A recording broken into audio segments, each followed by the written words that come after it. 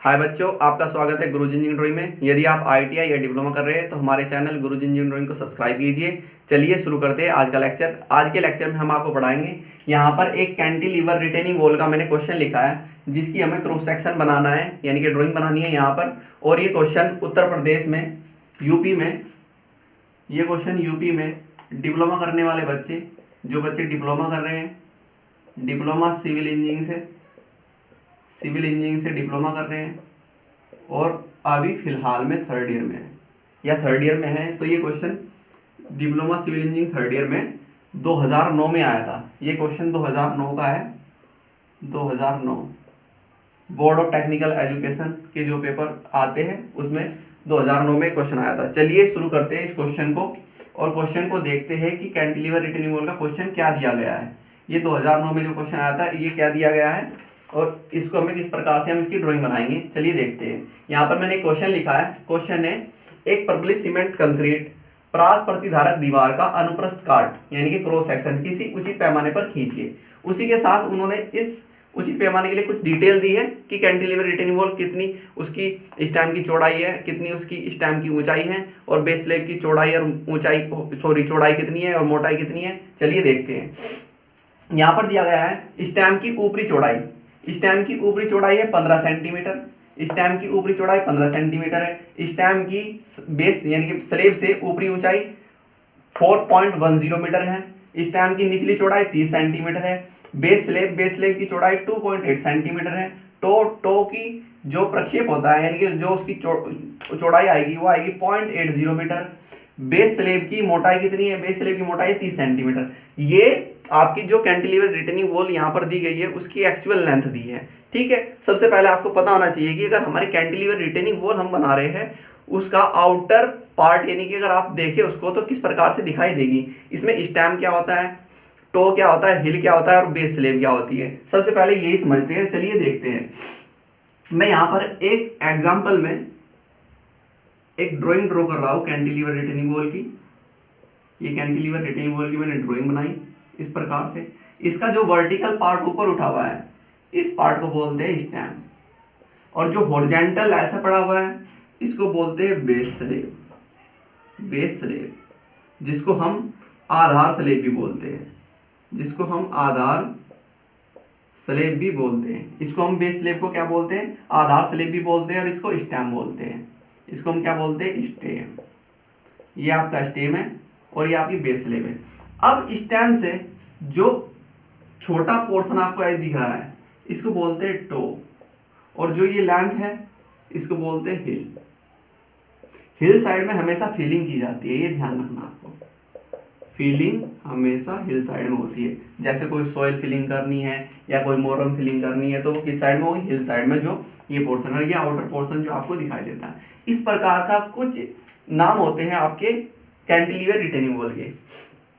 Question शुरू करने से पहले मैं आपको ये बता देना चाहता हूँ कि धैर्य के साथ पूरे क्वेश्चन को देखिए, किस प्रकार से मैं इसकी ड्राइंग ड्रॉ करता हूँ वो देखिए। आपको बहुत सिंपल तरीके से समझ में आ जाएगी कैंटिलीवर रिटेनिंग वॉल की ड्राइंग किस प्रकार से बनाई जाती है। चलिए शुरू करते हैं लेक्चर को। अगर आपको समझ में आ गया है, जो वर्टिकल पोर्शन होता है उसको स्टैम बोलते हैं, जो हॉरिजॉन्टल पोर्शन जो फाउंडेशन भी हम बेस स्लैब की कैंटिलीवर की फाउंडेशन भी इसको बोल सकते हैं, इसको बेस स्लैब बोलते हैं। बेस स्लैब का जो छोटा पोर्शन होता है उसको टॉप बोलते हैं और जिस साइड में फिलिंग की जाती है उसको हिल बोलते हैं। चलिए देखते हैं क्वेश्चन को शुरू करने से पहले मैं आपको बता देता हूँ, ये हमें जो क्वेश्चन में दी गई है ये क्वेश्चन की एक्चुअल लेंथ दी गई है। अब एक्चुअल लेंथ 15 सेंटीमीटर भी है, 4.10 मीटर भी है, 2.8 मीटर भी है। अब हमारी जो मिनी ड्राफ्टर की स्केल होती है वो mm और सेंटीमीटर में होती है, ठीक है, और वो भी 25 सेंटीमीटर तो होती है। यानी कि आपको 4 मीटर 2.8 मीटर ड्राइंग शीट आपकी इतनी लंबी नहीं होती, तो ड्राइंग शीट पर ड्रॉ करनी है ये ड्राइंग। और ड्राइंग शीट पर ड्रॉ करने के लिए आपको क्या मानना पड़ता है? स्केल। कि किसी भी क्वेश्चन को अगर उसमें बहुत ज़्यादा लेंथ है तो उसको छोटी करने के लिए हमें क्या मानना पड़ेगा? स्केल, क्योंकि आपको ड्राइंग शीट पर ड्रॉ करनी है और आपकी स्केल सिर्फ mm और सेंटीमीटर में होती है। तो इसलिए हम किसी भी क्वेश्चन को करने से पहले सबसे पहले क्या मानते हैं? स्केल। तो हम यहाँ पर स्केल मानते हैं।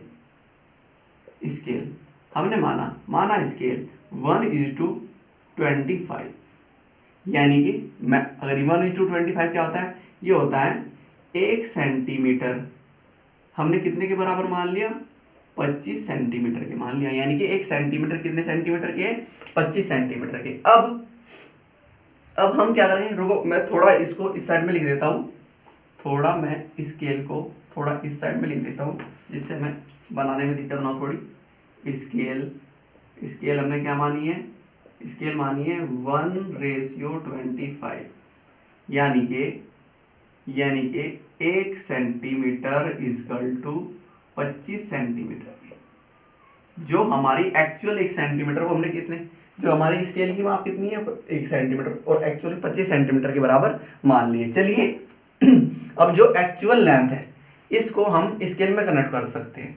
कैसे स्केल में कन्वर्ट करेंगे, सबसे पहले यही समझना जरूरी है। स्केल में कन्वर्ट करने के लिए आपको साइंटिफिक कैलकुलेटर का आप ड्राइंग पेपर में यूज कर सकते हैं, ठीक है। आपका एग्जाम हॉल में साइंटिफिक कैलकुलेटर लेके जा सकते हैं। अब साइंटिफिक कैलकुलेटर की सहायता से, जैसे स्टैम्प की ऊपरी चौड़ाई दी है आपको 15 सेंटीमीटर। अब इस 15 सेंटीमीटर ये कैसी है, एक्चुअल, हमें करना है इसको स्केल में कन्वर्ट। तो हम इसको कितने से डिवाइड करेंगे, 25 से डिवाइड करेंगे, और 25 से डिवाइड करने के बाद तो हमारे पास कितना आएगा, 0.6 सेंटीमीटर आ जाएगा। 0.6 सेंटीमीटर हम कितने के बराबर होता है, यानी कि 6 mm। इसी प्रकार से हम क्या करेंगे, स्टैम्प की ऊपरी ऊंचाई कितनी है, 4.10 मीटर। तो 4.10 मीटर को मैंने किस में बदला, सबसे पहले सेंटीमीटर में जब मैं बदलूंगा तो ये 110 सेंटीमीटर हो जाएगा, और इसको 25 से जब मैं भाग देगा तो भाग देते हैं साइंटिफिक कैलकुलेटर की सहायता से 410 डिवाइडेड बाई 25, तो कितना आएगा, ये आएगा आपका 16.4 सेंटीमीटर। ऐसे ही स्टैम्प की निचली चौड़ाई कितनी है, स्टैम्प की निचली चौड़ाई 30 सेंटीमीटर। तो 30 सेंटीमीटर को भी मैंने 25 से डिवाइड किया और मेरे पास आया कितना, 1.2 सेंटीमीटर आया। इसी प्रकार से बेस स्लैब की चौड़ाई कितनी है, एक्चुअल 2.8।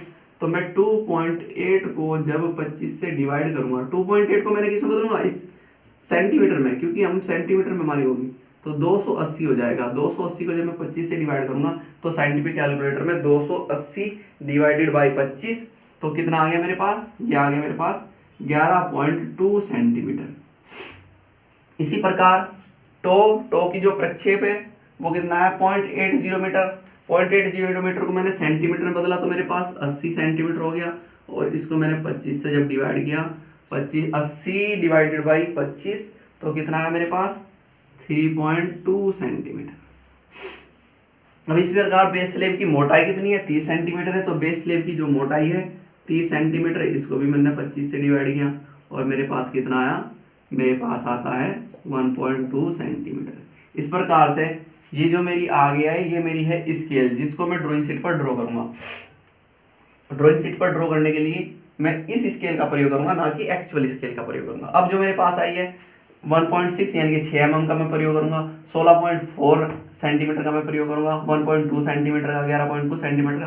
अब स्केल की सहायता से मैं डायरेक्ट इनको लूंगा और आपकी जो हमारा कैंटिलीवर रिटेनिंग वॉल है उसको हम उसकी ड्राइंग बनाते चले जाएंगे।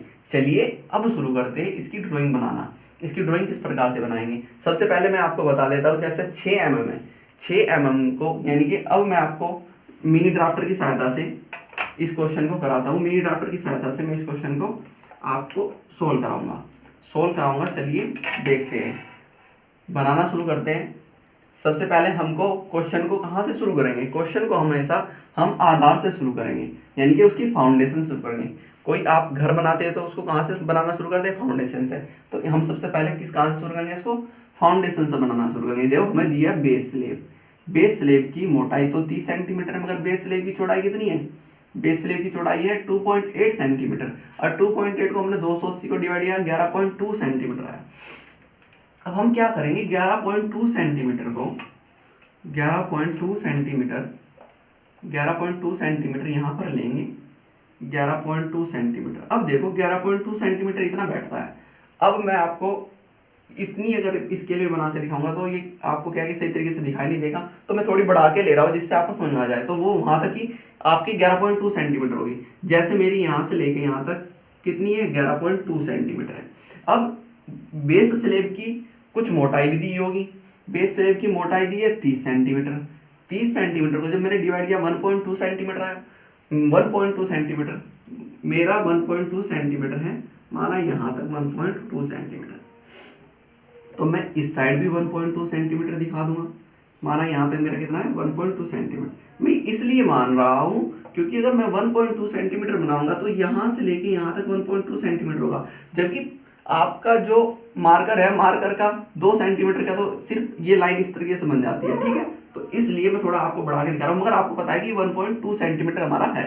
ठीक है, इसी प्रकार अब हम देखते हैं कि टो या स्टैम्प को, वर्टिकल स्टैम्प होता है आपका, स्टैम्प को बनाने के लिए टो या हिल में से आपको एक चौड़ाई दी होगी, तो उसने किसकी दी है, टो की दी है। टो की कितनी दी है 0.80 मीटर। 0.80 मीटर को हमने स्केल में कन्वर्ट किया तो हमारे पास 3.2 सेंटीमीटर आ गया।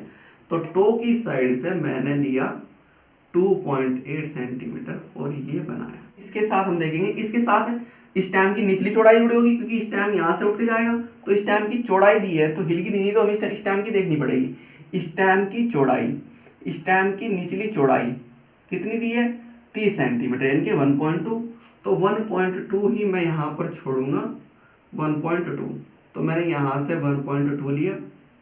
ठीक है, 1.2 जैसे मैंने यहाँ से 1.2 लिया, और ये आगे का पोर्शन मेरा क्या बच गया, आगे का पोर्शन मेरा बच गया हिल का। तो ये मेरा आगे का पोर्शन क्या हो गया हिल का, और ये मेरा क्या है स्टैम्प। अब सॉरी टो। अब हम क्या करेंगे, अब हम उठाएंगे वर्टिकली आपका स्टैम्प की कितनी ऊंचाई दी है। स्टैम्प की ऊपरी ऊंचाई 4.10 मीटर, जब मैंने इसको स्केल में कन्वर्ट किया तो 16.4 सेंटीमीटर आया।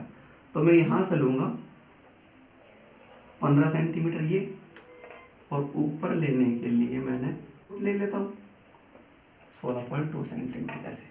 तो 16.2 सेंटीमीटर, तो ऊपरी स्टैम्प की चौड़ाई कुछ दी होगी, ऊपरी स्टैम्प की चौड़ाई दी है 15 सेंटीमीटर। स्केल में कन्वर्ट करने के लिए 0.6 mm आया, 0.6 mm यानी कि 0.6 सेंटीमीटर। तो मैं थोड़ा बढ़ा के ले लेता हूँ, क्योंकि अगर हमें इसमें अंदर हमें क्या बनाना है, रेनफोर्स भी प्रोवाइड करना है। रेनफोर्स प्रोवाइड करने के लिए हमें थोड़ा बढ़ाना पड़ेगा। अब हम क्या करेंगे, स्केल को लूज करेंगे और स्टैम्प के ऊपरी तल को और स्टैम्प के निचली तल को इस प्रकार से मिलाएंगे, और यहाँ से इस प्रकार से इसको ड्रॉ कर देंगे। ठीक है, ये हमारा आउटर पोर्शन बन गया कैंटिलीवर रिटेनिंग वॉल का। कैंटिलीवर रिटेनिंग वॉल का हमारा ये आउटर पोर्शन बन गया। अब हमें क्या करना है, कैंटिलीवर रिटेनिंग वॉल का जो हमारा आउटर पोर्शन बना है, अब हमें इसमें क्या प्रोवाइड करना है, अब हमें इसमें रेनफोर्स प्रोवाइड करना है।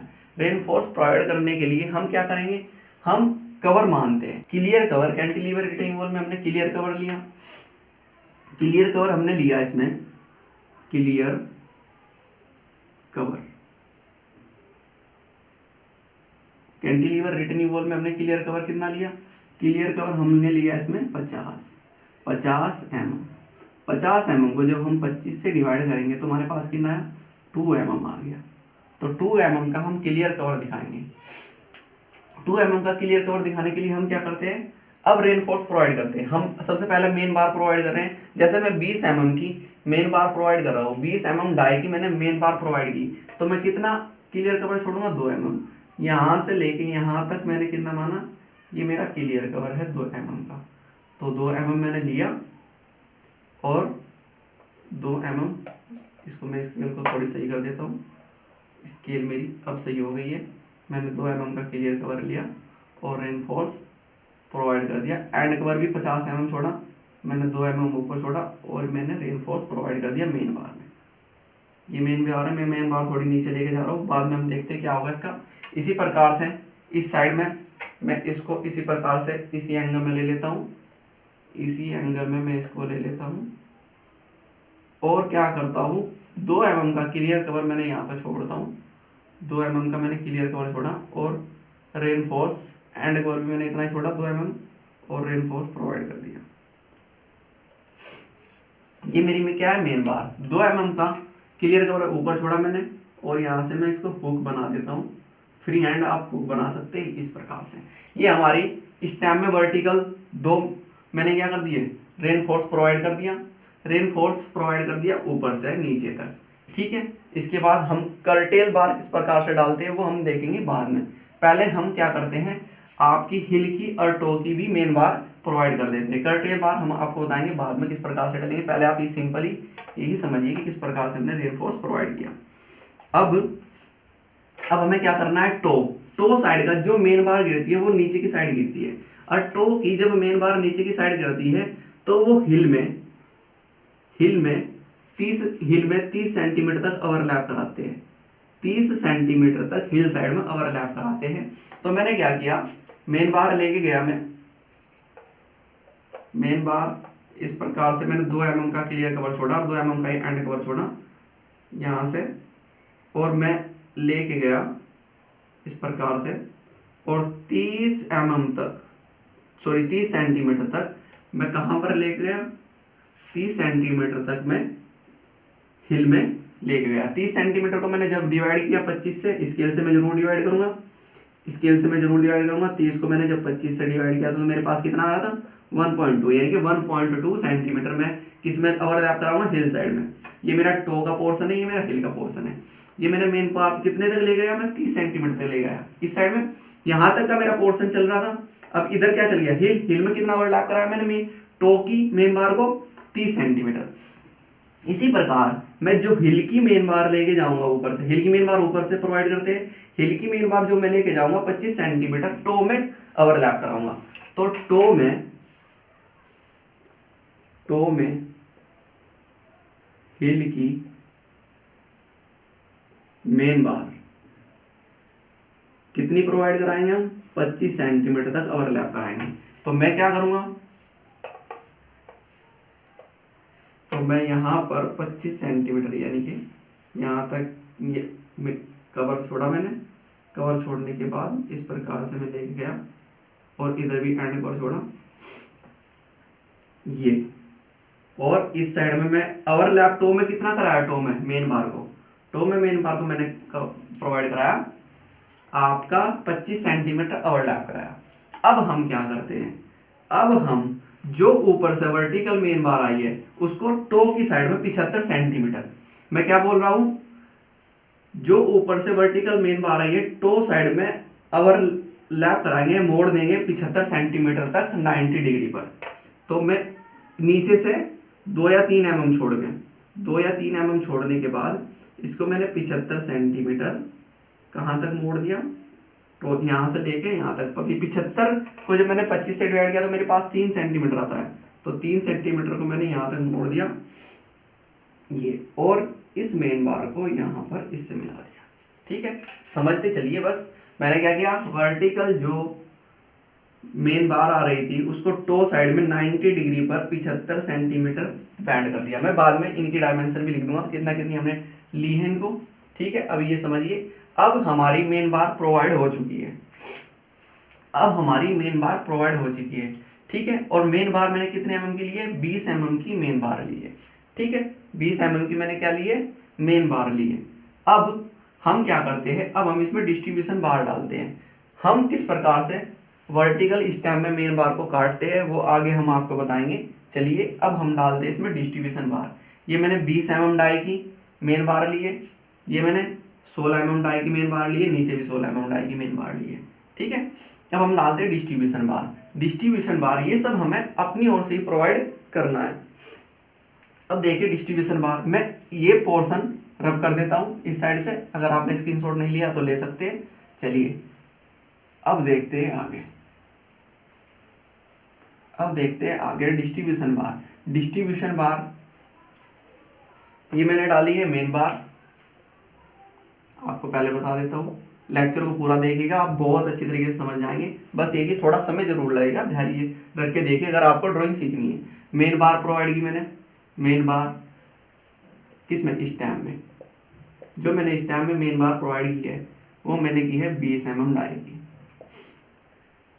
20 mm डाई की, और 400 mm सेंटर टू सेंटर। ठीक है, और जो मैंने हिल में मेन बार प्रोवाइड की है, हिल में जो मैंने मेन बार प्रोवाइड की है, हिल में जो मैं मेन बार प्रोवाइड कर रहा हूँ, हिल में जो मैंने मेन बार प्रोवाइड की है वो मैं कर रहा हूँ 16 mm डाई की। ठीक है, हिल में जो मैं मेन बार प्रोवाइड कर रहा हूँ वो मैं कर रहा हूँ 16 mm डाई की, और 16 mm डाई की जो मैंने मेन बार प्रोवाइड की है वो मेन बार मैंने प्रोवाइड की है 100 mm सेंटर टू सेंटर, यानी कि 10 mm सेंटर टू सेंटर। ठीक है, इसी प्रकार से जो मैंने टो में मेन बार प्रोवाइड की है, टो में जो मैंने मेन बार प्रोवाइड की है वो भी मैंने 16 mm डाई की प्रोवाइड कर दी, जिससे कि आपको सिंपल बन जाए क्वेश्चन को सिंपल बनाया करो। और ये भी मैंने 100 mm centre to centre provide कर दिए। ठीक है, अब हम क्या करते हैं, अब हम डिस्ट्रीब्यूशन बार प्रोवाइड करेंगे। ये थी हमारी मेन बार। अब हम शुरू करते हैं स्टेम से। ये आपको मानना था उचित पैमाना, जो आप प्रबलन अपनी तरफ से मान सकते हैं। अब स्टेम में मैं क्या कर रहा हूँ, डिस्ट्रीब्यूशन बार प्रोवाइड कर रहा हूँ। डिस्ट्रीब्यूशन बार जो मैंने प्रोवाइड की है वो मैं कर रहा हूँ 14 mm डाई की। 14 mm डाई की मैंने डिस्ट्रीब्यूशन बार प्रोवाइड करूंगा, और कितना करूंगा, 400 mm centre to centre top से। ठीक है, अब आप इसी प्रकार से हम क्या करेंगे, हिल में भी डिस्ट्रीब्यूशन बार प्रोवाइड करेंगे। इसी प्रकार से हम हिल में भी डिस्ट्रीब्यूशन बार प्रोवाइड करेंगे, और हिल में मैं 10 mm डाई की प्रोवाइड कर रहा हूँ, और 200 mm centre to centre provide कर रहा हूँ। इसी प्रकार मैं टो में भी डिस्ट्रीब्यूशन बार प्रोवाइड कर रहा हूँ, और ये भी मैं 10 mm डाई की कर रहा हूँ, और 200 mm सेंटर टू सेंटर करूँगा। ठीक है, ये आपको मानना होता है, जो मैं मान लिया हूँ। ठीक है, अब मैं डिस्ट्रीब्यूशन बार प्रोवाइड करता हूँ, मैं इसको रफ कर देता हूँ, और रफ करने के बाद अब आगे देखते हैं कि कैसे हम डिस्ट्रीब्यूशन बार प्रोवाइड करेंगे।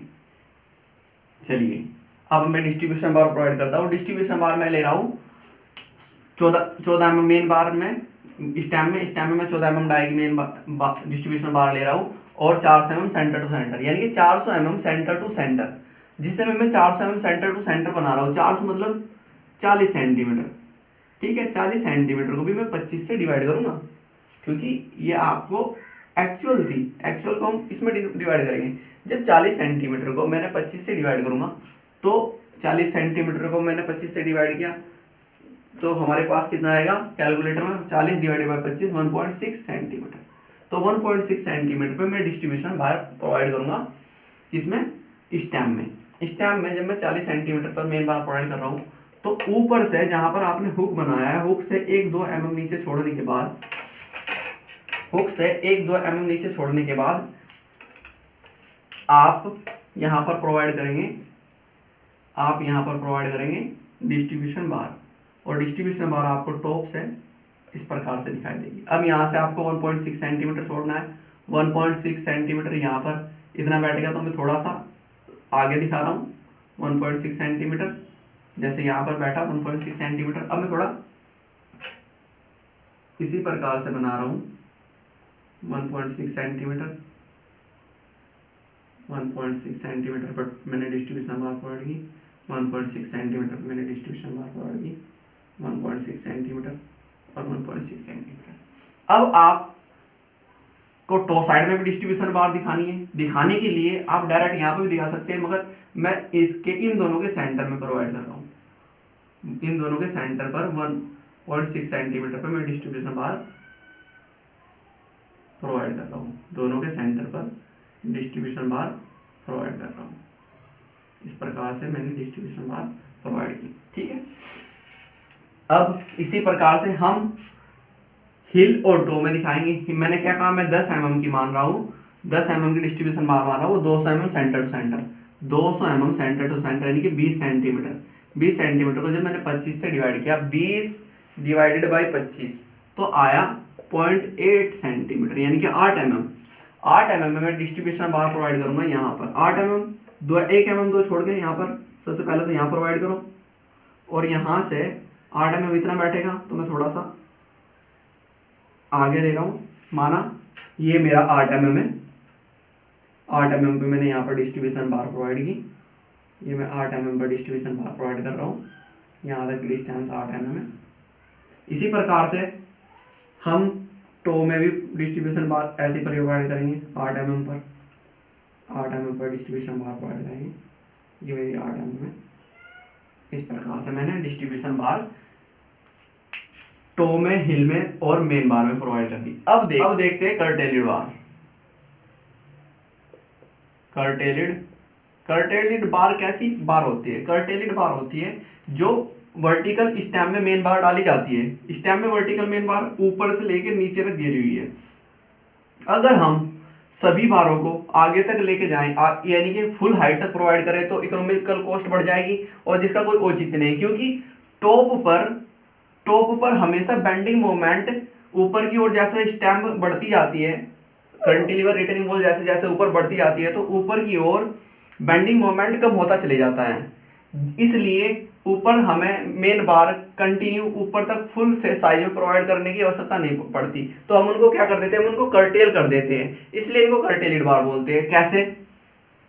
कैसे जैसे देखो, आपकी ये एक कैंटिलीवर रिटेनिंग वॉल है, ये कैंटिलीवर रिटेनिंग वॉल है। कुछ इस प्रकार से कैंटिलीवर रिटेनिंग वॉल होती है, कुछ इस प्रकार से कैंटिलीवर रिटेनिंग वॉल होगी पीछे तक, ठीक है, इस प्रकार से जाएगी कैंटिलीवर रिटेनिंग वॉल।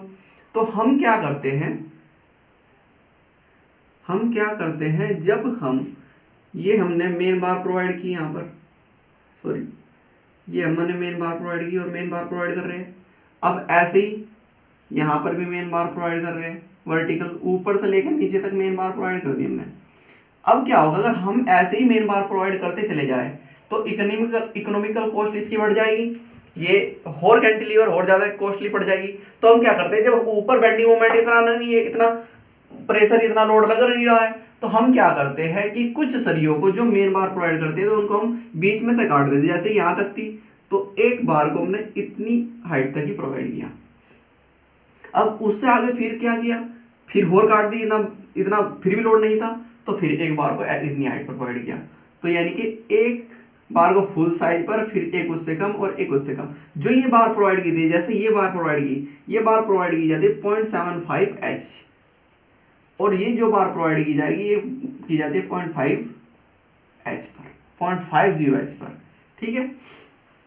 इस प्रकार से हम कर्टेलिड करते हैं बार को, और कर्टेलिड बार प्रोवाइड करते हैं आपके कैंटिलीवर रिटेनिंग वॉल में। अब कितनी उस पर करते हैं, ये करते हैं हम 0.75 H और 0.50 H। 0.75 H यानी कि 0.75 H आपका कितना था, 4.10 मीटर। इसको मैंने सेंटीमीटर में बदल दिया और 410 सेंटीमीटर आ गया। अब मैं कैलसी से इसको मल्टीप्लाई करता हूँ, 0.75 H मल्टीप्लाई 410, तो ये मेरे पास आ गया 307.5। अब मैं इसको स्केल से कन्वर्ट करूंगा, इसी प्रकार से इसको भी ले लेते हैं 0.750, ये भी 410 यानी कि 0.75 इंटू 410, तो कितना आया मेरे पास 205 डिवाइडेड बाई 25।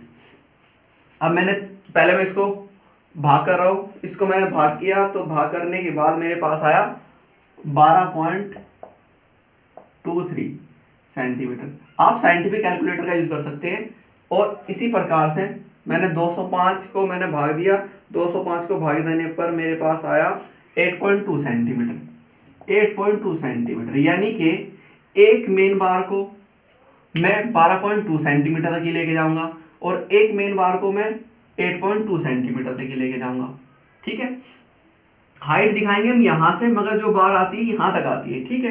तो मैंने क्या किया, एक मेन बार जो मैं प्रोवाइड कर रहा हूं 12.2, तो यहां से बेस स्लैब के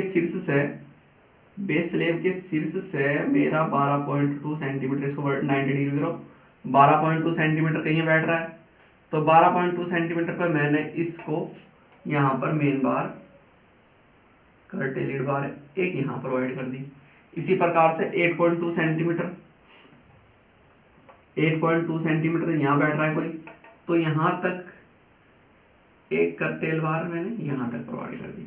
तो इस प्रकार से मैं कर्टेल बार प्रोवाइड करता हूँ कि एक मेन बार तो फुल लेके गया, एक मेन बार मैंने उससे कम ली और एक मेन बार मैंने उससे भी कम हाइट पर ले ली। ये हमारी कर्टेल बार थी। चलिए अब क्वेश्चन को आगे देखते हैं।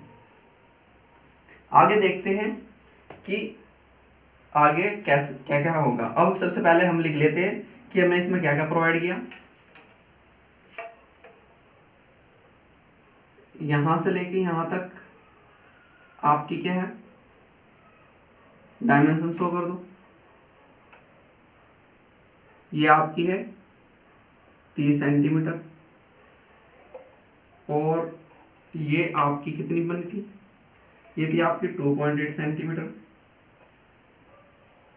2.8 सेंटीमीटर, 2.8 मीटर। और टोटल यहां से लेके यहां तक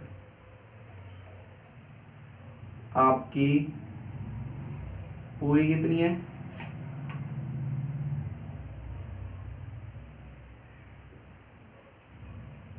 4.10 मीटर। ठीक है, अब कर्टेल बार देख लेते हैं। एक कर्टेल बार मैंने कितनी हाइट पर प्रोवाइड की, एक कर्टेल बार मैंने प्रोवाइड की है, एक कर्टेल बार जो मैंने प्रोवाइड की है वो प्रोवाइड की है मैंने कितनी पे, 12.2 सेंटीमीटर, 12.2 सेंटीमीटर। ऐसे दिखा देता हूं मैं, ऐसे लिख देता हूं 12.2 या 3 सेंटीमीटर थी ना, ऐसे ही कुछ थी। और अगली कर्टेल बार जो है, अगली कर्टेल बार मैंने कितने पर प्रोवाइड की, अगली कर्टेल बार मेरी जो प्रोवाइड की है वो की है 8 सेंटीमीटर, 8 सेंटीमीटर पर। ठीक है, और टोटल हाइट पे आई है। चलिए, ये आपका क्या है, ये आपका है, ये आपका है टो 0.80 मीटर। ये आपका क्या है, टो है, इस साइड में हिलता। अब जो जो हमने मेन बार प्रोवाइड किए उनके नाम डिनोट कर देते हैं। ये आपकी मेन बार है, मेन बार कितने की, 20 mm डाई की हमने मानी, क्लियर, और 400 mm सेंटर टू सेंटर। अब जो यहां पर ये मेन बार प्रोवाइड की है और यहां पर जो मेन बार प्रोवाइड की है, ठीक है, सबसे पहले देख लेते हैं डिस्ट्रीब्यूशन बार। ये आपकी क्या है, डिस्ट्रीब्यूशन बार है। डिस्ट्रीब्यूशन बार हम ले रहे हैं 14 mm डाई की, और कितने पर, ये भी मैंने 400 mm centre to centre distance पर प्रोवाइड की। ठीक है, अब आपकी जो कर्टेल बार है, ये भी मेन बार आपकी, ये भी आपकी क्या है, मेन बार है, और कैसी है, कर्टेल है, कर्टेल है। ठीक है, तो ये कितने में प्रोवाइड कर रहे हैं हम, ये भी आपकी 20 mm डाई की है, 20 mm डाई की है, पर ये हमने प्रोवाइड की है 200 mm सेंटर टू सेंटर पर। ठीक है, अब जो ये कर्टेल बार है, ये भी आपकी क्या है, मेन बार, और कैसी है, कर्टेल है। ठीक है, और ये कितने की है, ये आपकी है 20 mm डाई की, और 100 mm सेंटर टू सेंटर। ठीक है, ऐसे ही आपकी हिल, ये सॉरी टो है, टो में भी हमने मेन बार प्रोवाइड की, मेन बार कितने आपकी, ये हमने ली थी 16 mm डाई की, और 200 mm सेंटर टू, नहीं सॉरी, ये हम ले रहे हैं 100 mm डाई की, और ऐसे ही हमने इसमें डिस्ट्रीब्यूशन बार प्रोवाइड की। ये आपकी डिस्ट्रीब्यूशन बार है टो में, ये हमने प्रोवाइड किया 10 mm डाई की और 200 mm सेंटर टू सेंटर। ये आपकी हिल में मेन बार जो हिल में हमने मेन बार प्रोवाइड की है, ये भी 16 mm डाई की, थोड़ा सिंपल करने के लिए, और 100 mm सेंटर टू सेंटर। इसी प्रकार हिल में डिस्ट्रीब्यूशन बार भी हमने सुन ली है। चलिए अब देखते हैं इसका आगे सेक्शन कैसे बनेगा।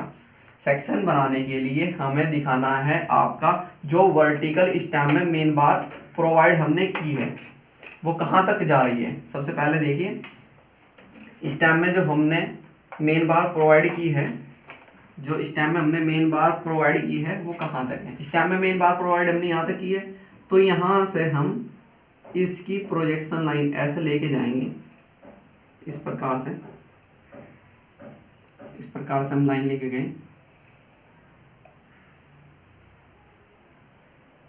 कुछ इस प्रकार से हम हमारी ये लाइन जाएगी, ठीक है। ये लाइन लेके गए ऐसे। अब दिखाना है कि हमारी जो वर्टिकल स्टैम में मेन बार प्रोवाइड की है वो कितने डिस्टेंस पर, और कर्टेल बार भी हमें इसमें दिखानी है। अब हम क्या करते हैं, सबसे पहले हम मेन बार लेते हैं जो फुल साइज की है। फुल साइज की आपकी कितनी है, 220 mm डाई की। तो यहाँ से मैं दिखा रहा हूँ 20 mm डाई की। यहाँ से लेंगे हम जहाँ तक हमने बैंड की 90 डिग्री, यहाँ से मैं सेक्शन लेके गया, तो मैंने यहाँ से लिया और कहाँ तक जा रही है आपकी, ये देखो ये कहाँ तक जा रही है, ऊपर भी आपको लेके जाना है, ऐसे ही सेक्शन लेके गए, और ये यहाँ तक है, जहाँ तक प्रोवाइड हो रही है वहीं तक आपको दिखानी है, जहाँ तक आपकी दिख रही है वहीं तक आपको बार प्रोवाइड करनी है, ठीक है ऐसे।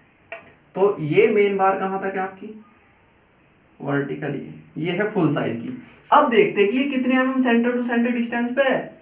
ये है 400 mm centre to centre distance. 400 mm मतलब 40 सेंटीमीटर, जिससे मैंने 40 सेंटीमीटर को डिवाइड किया, 40 सेंटीमीटर को जिससे हमने डिवाइड किया 40 डिवाइडेड बाई 25, तो हमारे पास आया 40 सेंटीमीटर को जब हमने डिवाइड किया 25 से, तो हमारे पास आया 1.6 सेंटीमीटर।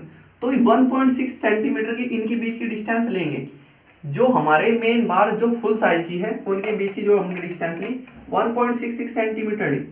तो एक बार यहाँ प्रोवाइड की और एक बार 1.6 सेंटीमीटर, जैसे हमने माना यहाँ तक हमारी 1.6 सेंटीमीटर है, तो 1.6 सेंटीमीटर।